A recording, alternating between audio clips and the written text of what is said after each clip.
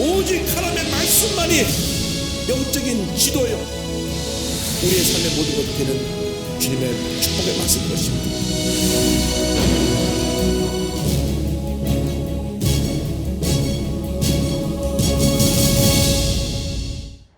오늘 말씀의 제목이 예수님을 따르는 삶입니다. 한번 따라주세요. 예수님을 따르는 삶. 신앙생활이라는 것은 평생 예수님을 따르는 삶입니다. 문제가 어디 있느냐? 예수님을 따른다고 하면서 자꾸 다른 걸 따라가요. 로또 복권도 따라가고 무속인도 따라가고. 오늘 아침 신문에 보니까 얼마나 마약이 우리나라에 많이 들어왔는지, 올해 마약을 뺏은 분량이 8,600만 명을 뺏었어요.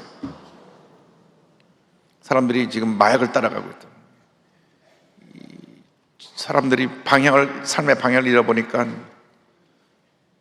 술을 따라가고 마약을 따라가고 도박을 따라가고 무속인을 따라가고, 그래서 우리가 말할 수 없는 어려움에 지금 처해 있는 것입니다.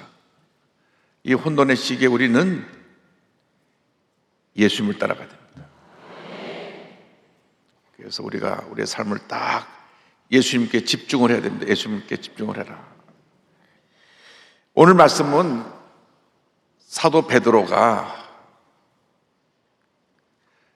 부활하신 예수님을 갈릴리에서 만나고, 그리고 예수님께 사명을 받고 그 다음에 되어진 이야기들을 기록한 것입니다. 베드로는 예수님의 수제자였습니다. 그런데 이제 예수님을 3번이나 모른다고 부인하고, 그가 자기 잘못을 뉘우치고 통곡했지만은 부활하신 예수를 만난 후에도 마음을 정하지 못했어요. 그래서 예루살렘을 떠나서 저 멀리 자기 자라난 고향 북부 갈릴리 바다에 와서 다시 고기 잡는 어부가 됐습니다. 예수님 떠나서 고기를 잡으니까 고기가 잡혔습니까?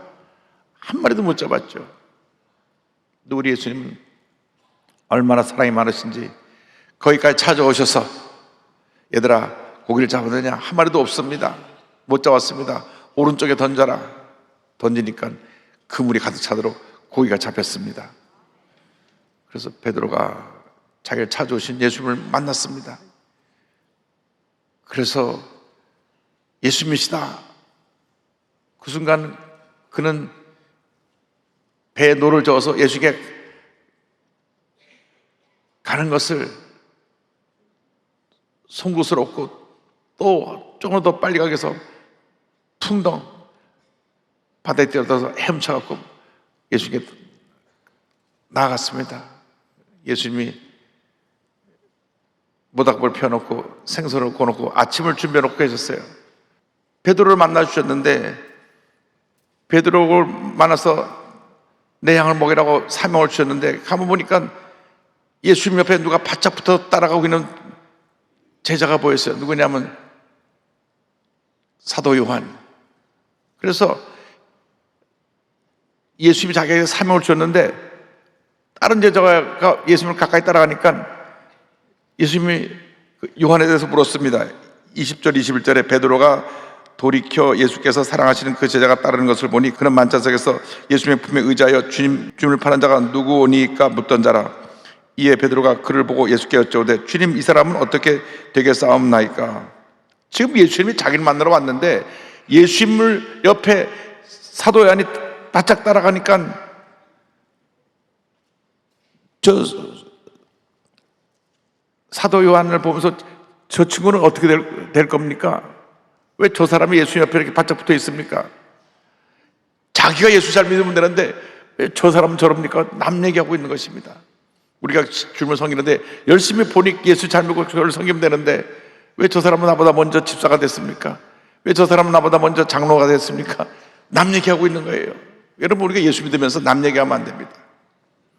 남 얘기는 칭찬만 하는 거야. 할렐루야. 남을 물고 뜯고 비방하는 얘기는 절대로 하면 안 됩니다. 크리스찬들이 해서는 안 될 것이 남에 대한 험담과 비판입니다. 주님이 하지 말라고 하셨어요. 내가 남을 비판하는 것으로 너도 비판을 받을 것이다. 왜 남에게는 조그만 티끌을 보면서 내 눈엔 큰 들보는 보지 못하느냐. 예수님의 제자가 자기가 예수님과의 관계가 중요한데 바짝 사도야 예수님을 따라가니까 저 사람 어떻게 될 겁니까? 저 사람 왜 그 예수님 옆에 나보다 더 앞장서 가려고 그럽니까? 주님이 너는 온전히 나만 따라라. 왜 남에 대해서 신경 쓰느냐? 그래서 22절에 예수께서 이르시되 내가 올 때까지 그를 머물게 할지라도 내게 무슨 상관이냐? 너는 나를 따르라 하시더라. 내가 그 사람이 옆에 그 사도 요한을 옆에 두든지 오래 있게 하든지 너 무슨 상관이야? 넌 나를 따르면 되지 왜 필요 없이 남 얘기하느냐? 그래서 우리가 필요한 것이 예수님께 예수님께만 집중하라는 하는 것입니다.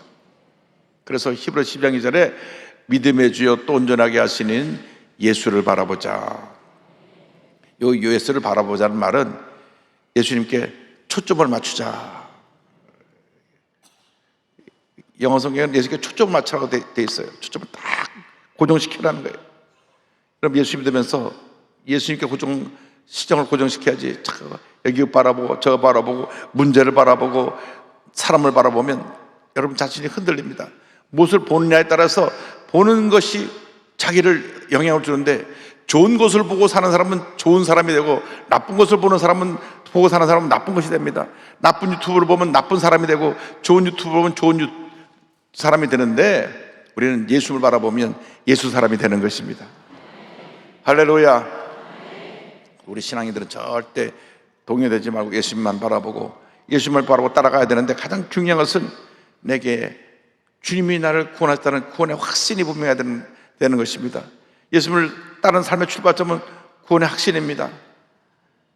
예수를 믿고 나서 내가 구원받았다. 나는 어떤 일이 있어도 주님의 은혜 가운데 예수 믿었으니 신앙생활 잘하다가 천국에 갈 것이다. 오늘 제 예배 끝나고 또 우리 선교사님 천국 가셔갖고 이제 예배 또 발인 예배 드리라고 또 내일 또 장로님 한번 돌아와서 또 내일 또 장로님 또 천국 환송 예배 또 예배 드리러 가야 되는데 우리 부르면 가는 거죠. 근데 중요한 것은 내가 예수 믿었으면 죽음이 두려워하지 않습니다. 죽음을. 왜? 죽음 이후에 천국 예배되어 있으니까.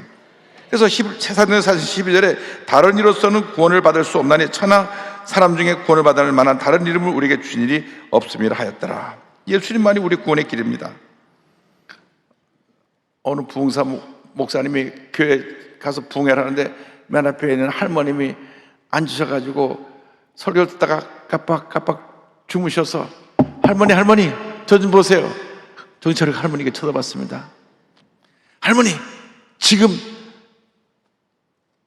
돌아가시면 천국 가실 것을 믿습니까? 아멘 하면 되는데 죽어봐야 알죠. 구원의 확신이 없이 이렇게 흐리멍텅하게 신앙생활하면 안 됩니다. 하루를 믿어도 잘못해야 됩니다. 그래서 사도행전 10장 31절에 주 예수를 믿어라 그래야만 너 안에 구원을 받으리라. 이미 받은 것입니다. 받은 구원을 잃어버리면 안 됩니다.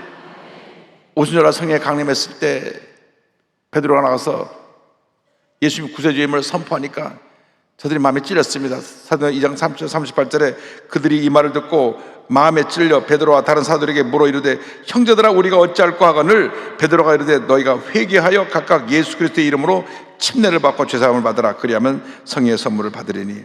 회개하고 예수를 믿으면 우리는 새 사람이 되는 것입니다. 우리 새 사람답게 살아야 됩니다. 여러분 예수 믿는 사람답게 살아야 이 세상이 아름다워지는 것입니다. 예수 믿는 사람들이 나가서 거짓말하고 예수 믿는 사람이 나가서 사기치고 예수 믿는 사람이 나가서 감정을 다스리지 못해서 그냥 감정을 폭발해서 싸우고 다투고 남 욕하고 하면 그는 하나님 앞에서 부끄러운 신앙생활을 하고 있는 사람이고 정말 구원을 받은 사람이니까 다시 한번 자기를 돌이켜봐야 되는 것입니다. 예수 믿고 달라져야 됩니다. 무엇보다 중요한 것은 예수 믿고 나서 내게 주신 사명이 무엇인지 깨달아 알아야 되는 것입니다. 내게 주신 사명. 여러분 예수 믿는 그 순간 여러분 한 사람 한 사람에게 다 사명을 부여하셨고 그 사명에 따라 살게 하셨습니다. 그 사명이 내게 주어진 게 무엇인가? 내 평생 동안 꼭 붙들고 있어야 될 게 이것이 무엇인가? 그걸 알아야 됩니다. 사업가로서 사명을 주신 분이 있고, 또 예수인으로서 음악가로서 주신 사명감을 주신 분이 있고, 우리 작은아버님 경복고등학교 동창이 최희준이라고 있는 분이 있는데, 이분은 원래 학교 다니면서 학교에서 소풍만 나가면 마이크 잡고 노래를 부르는 걸 좋아해요. 근데 아버지가, 야, 너는 판사 돼야 돼, 판사 돼야 돼. 막 스트레스를 얼마나 받았는지. 머리는 좋은데 자기가 진짜 좋아하는 노래 부르는 거예요. 그리고 밤낮 소풍에 나와서 노래 부르고, 그러니까 전교에서 제일 노래 잘 부르는 그런 친구인데, 법대 가라니까 서울법대 갔어요. 서울법대 아무나 못 가요. 좀 공부를 해야 가지. 서울법대를 졸업했는데, 내가 좋아하는 건 노래 부르는 거다. 서울법대 판사 내려놓고 인생은 나그네 길,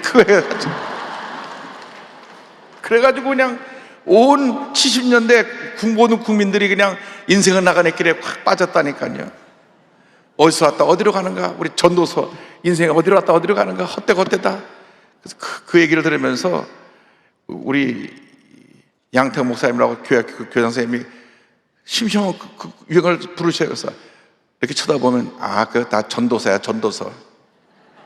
인생은 헛되다. 그 얘기를 하셨던 기억이 나는데, 자기가 정말 좋아하는 걸 해야 돼요.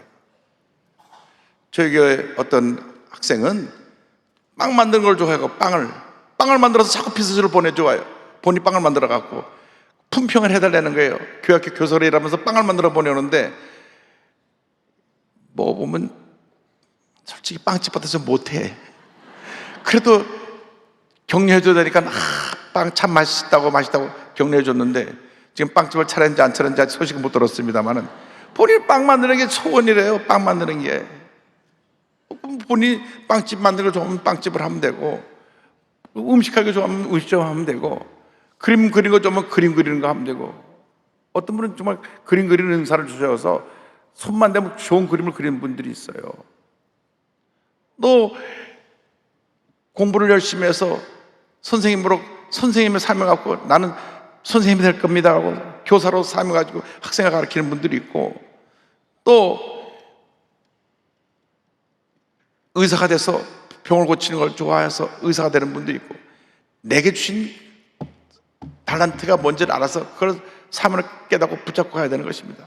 에베소서 4장 11절 12절 보면, 그가 어떤 사람은 사도로, 어떤 사람은 선지자로, 어떤 사람은 복음 전하는 자로, 어떤 사람은 목사와 교사로 삼으셨으니, 누구에게나 교회를 섬길 때 각자 직분을 줘서 잘 섬기게 하셨단 말이에요. 잘 섬기게.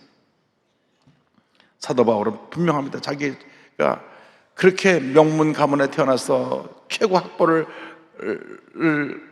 그가 공부를 한 학벌을 가지고 남에서부터 로마 시민권자요, 혈통 있는 가문에 태어났는데, 예수 믿고 나서 다 내려져 버리고 자기 사명 하나 붙들고 살았습니다. 그러니까 자기 사명에 대해서 사도행전 1장 24절에 고백합니다. 내가 달려갈 길과 주 예수께 받은 사명 곧 하나님의 은혜의 복음을 증언하는 일을 마치려 하면은 나의 생명조차 조금도 귀한 것으로 여기지 아니하노라. 자기의 유일한 사명은 복음 전하는 것이었어요. 그는 사실은 예수 믿지 않았다면 세상적으로 출세해서 당시 그 이스라엘의 통치기구인 사내들인 공회의 의원이 될 수 있었어요. 70명으로 이루어진 그 당시 모든 종교적인 권한을 갖고 나라를 다스리는 그 최고위원회 자리에 올라갈 수 있었는데 그거 다 포기하고 평생 복음을 전하는 복음의 사도로 쓰임받다가 그는 로마에 끌려가서 네로 황제 시대에 AD 60년경에 참송을 당해 죽고 말았던 것입니다. 자기 사명 때문에 목숨도 내어놨어요. 여러분 각자에게 주신 사명이 무엇입니까? 사업을 하는 사람 돈을 많이 벌어서 쌓아놓지 말고 아낌없이 베풀고 나눠주게 되기를 바랍니다. 나눠주면 하나님 더 주시는 것입니다. 나눠주면 더 주시는 것입니다. 문제는 부자들이 움켜쥐고 있기 때문에 결국은 사회가 갈등이 생겨나는 것입니다. 많이 주신 것은 많이 나누라고 주신 것입니다. 많이 나누라고 주신 것이에요. 많이 나누라니까 아멘을 잘 안 하시네. 많이 나누시기 바랍니다. 왜냐하면 하나님이 그렇게 많이 주신 것은 많이 나누라고 주신 것이라니까요. 워렌 버핏이 수십조의 돈을 벌면서도 1년에 50%를 나눈다니까. 나누니까 더 주시고 더 주시고 더 주시는 겁니다. 여러분, 부자는 나눌 때 하나님께서 더 나눌 수 있는 복을 주시고, 밑에서 일하는 사람은 열심히 일해서 또 회사가 잘 되게 해야 또 본인도 복을 받고 잘 되는 것입니다. 밤낮 노사봉기하고 싸워갖고 회사가 망하면 결국 손실은 온 국민에게 돌아오는 것입니다. 그래서 우리는 각자 있는 데서 사명을 완수해야 되는 것입니다. 각자 있는 데서. 제가 미국에 가서 스타벅스라고 하는 커피숍에 가보니까 이 종업원이 얼마나 열심히 일 하는지, 새벽 일찍부터 나와서 막 그 테이블을 다 닦고 청소를 하고 너무너무 열심히 일을 해요. 그래서 참 저 종업원 상 줘야 되겠구나. 근데 알고 보니까 그 이유가 있더라고요. 하워드 슐츠라고 하는 분이 스타벅스를 만든 회장인데 저보다 한 3살 정도 위입니다. 근데 이분이 스타벅스를 만들 때 모든 스타벅스 지점에 있는 그 종업원들에게 주식을 다 나눠줬어요. 주식. 그러니까 모든 종업원들이 다 그 가게 주인이에요. 왜? 주식이 있으니까 그 매상이 올라가면 자기한테 더 많은 그 배당이 돌아오니까 자기 회사라고 생각하고 열심히 일을 하는 겁니다. 그래서 전국에는 모든 스타벅에 있는 직원들이 다 주주예요. 우리나라 그렇게 되면요, 우리나라는 대기업에 노사분기 없어요. 왜? 다 주식을 갖고 다 주인이니까. 근데 우리나라는 가진 사람이 너무 많이 갖고 있고 없는 사람이 너무 없으니까 밤낮 갈등 생활할 수밖에 없는 구조입니다. 근데 평생 스타벅스에서는 대마하는 법도 없고 노조를 만드는 것도 없고 다 주인이니까. 다 주인인데 뭐 싸울 게 뭐가 있습니까? 자기가 열심히 일하면 만큼 돌아오는데. 좀 이런 걸 배워야 돼요. 칙필레라고 하는 그 아틀란타에 있는 햄버거 체인도 보니까 그 사장이 체인을 열 때 회사에서 30만 불을 투자해주고, 그리고 나서 수입의 반반씩 나눠요. 그러니까 열심히 일하면은 이런 만큼 절반이 자기 거예요. 그러니까 전국에 이 칙필레 체인들이 얼마나 잘 되는지, 제가 그 댄 캐시라고 하는 칙필레 회장님을 만났는데 독실한 크리스찬입니다. 근데 이분 얘기를 들어보니까 믿음이 좋은 크리스찬들을 자기가 뽑는데 10,000불만 투자금을 내면 회사에서 30만 불 투자해줘서 다 가게를 차려줘요. 좋은 위치에. 그리고 수익을 남기는 만큼 반반씩 나눠요. 근데 본인 말씀이 어떤 분은 나가서 1년에 300만 불을 벌어서 150만 불을 본인이 가져가고 150만 불을 본사로 가져오니까 일한 만큼 본인이 수입이 많이 나고 본사도 좋아지는 거예요. 그래서 칙필레라는 것이 미국 전역을 다 있는 모든 곳에 세운 유명한 햄버거 체인이 됐습니다. 근데 이 칙필레가 더 유명하게 된 것은 주일날 애들 데리고 그 칙필레 햄버거를 사러 가면 주일은 쉽니다. 주일은 예배 드리는 날이니까 주일은 쉬고, 주일날 사 먹을 분들은 토요일날 사 먹으라는 거예요. 주일은 쉽니다. 제가 왜 이 말을 하냐 하면, 예수 믿는 사람이 이렇게 사회적으로 본을 보이면 사회가 아름다워지는 거예요. 이분이 너무 예수를 잘 믿다 보니까 받은 이익을 그냥 자기 직원들하고 나눠서 함께 더불어 함께 잘 사는 겁니다. 회사 본사에 가보니까 회장실이 없어요. 회장 본사 아무데나 거기 다 빈 방에 노트북 들어와서 일하면 되는 거예요. 참 본받을 만하구나. 여러분, 예수 믿는 사람이 어디 가든지 이렇게 정말 본 사람 앞에서 본이 되고 칭찬받는 그런 모습이 되기를 바랍니다. 그렇게 되기 위해서는 예수님의 성품을 닮아가야 됩니다. 예수님의 성품을 닮아가야 됩니다. 29절 마태복음 11장 29절 다 같이 보겠습니다. 나는 마음이 온유하고 겸손하니 나의 멍에를 메고 내게 배우라. 그리하면 너희 마음이 쉼을 얻으리니.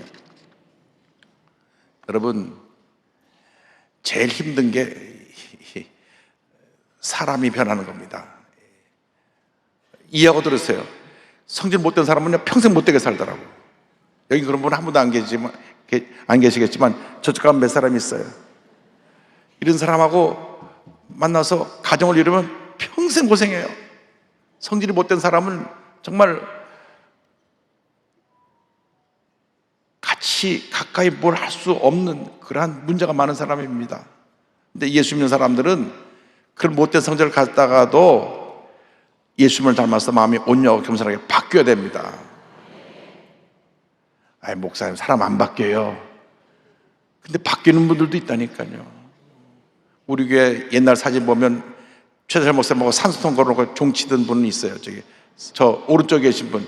저기 산소통 그 새벽 기도 때마다 그 불강 대도동에서 천막에 산소통 종치던 건데, 오른쪽에 계신 분이 조병호 목사님. 저분은 육군 특수부대 출신으로 전설적인 분입니다. 그런데 그가 이 인천 항구에 거기에 와서 거기 담당하는 헌병대 위치에서 일을 하는데, 밀수 들어온 사람들이 돈을 많이 갖다 줘갖고 서랍을 열어보면 돈이 가득 있었는데 어느 날 그것이 문제가 돼가지고 옷을 벗었어요. 근데 밤낮 술 먹고 땡깡 부리니까 권총을 하나 딱 갖고 나왔고, 내가 나 같은 국가유공자를 갖다가 잘랐다고 총을 품고 다녔다니까, 이분이. 근데 그분이 가다 그 대도동 산골까지 와가지고 하여간 예수 믿게 돼가고 종치는 분이 됐어요. 새벽마다 종치고. 그러다가 이분이 강원도 예수원에 대전석 신분이 있는 곳에 가서 갈전예수원이라고 예수원 분원을 하면서 곳에서 농촌에서 지역 농촌 사람들을 섬겼습니다. 제가 그곳에 1977년도 7월 달에 가서 2주 동안 있었는데 많은 간증을 들었는데 지금도 잊혀지지 않는 간증이 있습니다. 그 농촌에 아주 술정꾼이 있는데 부인이 늘 교회 나와서 남편 예수 믿게 해달라고 기도합니다. 근데 교회만 갔다 오면 남편이 두들겨 팹니다. 술 먹고 두들겨 패도 교회에서는 밥 줘, 뭘 줘, 두들겨 팹니다. 그럼 교회만 갔다 온 주일날에는 온몸이 멍이들이 다 두들겨 패갖고, 그런데도 매일 얻어맞으면서 나와서 우리 남편 예수 믿게 해달라고 기도하고 또 기도합니다. 어느 수요일날 저녁에 이 남편이 술에 가득 취해가지고 저녁 예배가 끝나는데 문을 걷어차면서 목사 새끼 나와! 그러니까 조병 목사님 예배 끝나고 나왔는데 그 집사님 남편이 술주정뱅이가 와갖고 자기를 보자마자 막 주먹으로 치는데 코피가 탁 터졌어요. 그러니까 막 교회 청년들이 뛰어 말리고 그래갖고 이제 그날 밤 이제 코피가 난 채로 집에 들어왔는데 그 아들 성준이가 아버지가 사람들 다 보는 앞에서 얻어맞고 코피를 흘리니까 초등학교 6학년인데 좀 마음이 별로 안 좋았어요. 아빠한테 대들었습니다. 아빠 육군 특수부대 출신으로 그 수정연병이 하나 못해갖고 한 주먹이 끝나를 갖다가 얻어맞고 코피를 흘리고 그래. 아빠한테 막 대들었어요, 얘가. 그러니까 우리 조병 목사님이 가만히 성준을 갖다가 쳐다보겠다. 성준아, 그 다음에 한 말이 중요합니다. 목사는 깡패가 아니야. 목사는 깡패가 아니야. 예수님을 닮았기 때문에 때리면 맞고 욕하면 욕을 얻어먹고 짓밟으면 짓밟히는 게 목사란 말이에요. 예수님이 언제 대들고 싸웠습니까? 예수님이 맞으셨고 그래 붙잡아서 십자가를 죽으셨지. 그 대들던 성준이가 목사가 돼갖고요, 미팔군 군목으로 지금 평택에 와 있어요. 할렐루야. 그 밑에 나뉘는 목사님들에게 사돈이 되고 막내 성대도 목사가 됐어요. 그러니까 아들도 따라하는데 아들 둘은 다 목사리고 딸은 또 목사님 집 사돈이 됐으니까, 우리가 중요한 것은 예수 믿고 살면서 예수님을 닮은 인격자가 되는 것이 가장 중요한 것이고 평생 숙제입니다. 여러분, 예수님 닮은 인격자로 살아가는 주님의 일꾼 되시기를 주님으로 축원합니다. 기도하겠습니다. 사랑과 은혜와 자비가 원하신 하나님 아버지, 한평생 예수님만 바라보고 예수님만 의지하고 예수님만 따라가는 저희들의 삶이 되게 하여 주옵소서. 예수님의 이름으로 기도 올리옵나이다. 아멘.